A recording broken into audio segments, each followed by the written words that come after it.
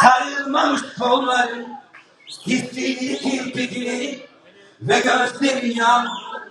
Yorulmuşsun, hakkını almışsın.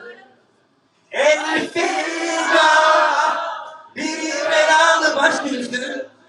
Elfida, bir fark etmez sakın. Omuzunda izi bırakma, yükün dünyalara yakın. Elfida, hep aklımda kalacaksın. Elfida, sen eskimiş şarkısın. Elfida, beni fark etmez sakın. Omuzunda izi bırakma, yüküm dünyalara yakın.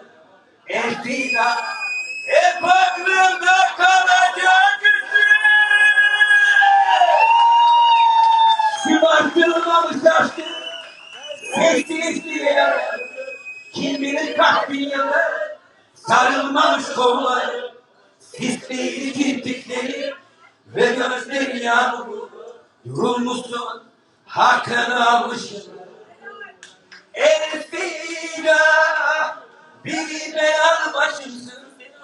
Elfida, beni fark etmez sakın. Omuzunda izi bırakma, yükün dünyalara yakın.